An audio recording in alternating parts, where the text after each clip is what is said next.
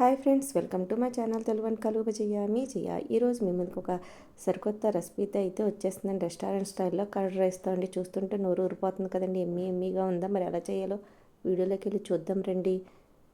ఇప్పుడు దానికోసం ఒక కప్పు రైస్ని అయితే నేను వేడిగా ఉన్నది తీసుకున్నానండి. దీనికోసం కూడా కొంచెం మెత్తగా వండుకోవాలండి. మనకి ఎంత కావాలో అంత రైస్ తీసుకొని ఇలాగ మనం చూసారు కదా, గరిటెతో కానీ పప్పు గుత్తితో కానీ ఇలా మెత్తగా మ్యాచ్ చేసుకోవాలండి. చేసుకున్న దాంట్లోని ఈ రైస్కి సరిపోయినంత పెరుగుని బాగా చిలుక్కొని ఎక్కడ ఉండలు లేకుండా కంటలు లేకుండా దాన్ని అయితే రైస్లోని బాగా కలుపుకోవాలండి.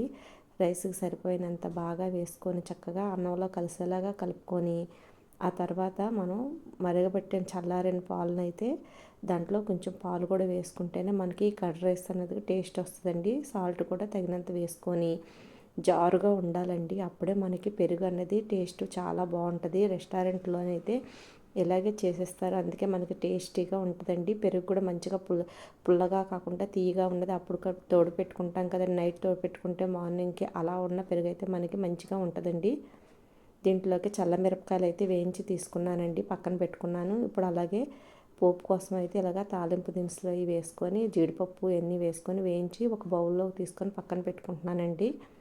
చూసారు కదా, ఇలాగ జీడిపప్పు పలుకులు ఇవన్నీ పోపు దినుసులు ఇవన్నీ వేయించుకొని ఆవాలు జీలకర్ర పచ్చెనపప్పు ఇవన్నీ వేయించుకొని ఎండుమిర్చి కరివేపాకు ఇవన్నీ వేయించేసుకొని చక్కగా మంచి బ్రౌన్ కలర్ రావాలండి. చిన్న మంట మీద క్రిస్పీగా అయ్యే వరకు వేయించుకోవాలి.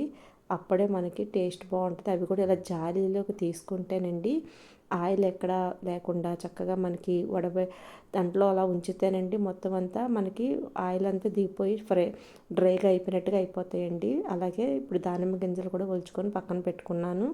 అప్పుడు మనం ఆయిల్ లేకుండా ఉంటుంది కాబట్టి పైన అలా జల్లుకోవడానికి బాగుంటుందండి. చూసారుగా, మరొకసారి అన్నీ కలిపి పెట్టుకున్నది మనం ఇలా రెడీగా మనం తినేటప్పుడే ఈ పోపు దినుసులు దానిమ్మ గింజలు సర్వ్ చేసుకోవాలండి. మనం ఎప్పుడైతే తింటామో అప్పుడు సర్వింగ్ చేసుకున్నప్పుడు అయితే ఇలా వేసుకుంటే మనకి తినేటప్పుడు క్రిస్పీగా తగులుతాయండి.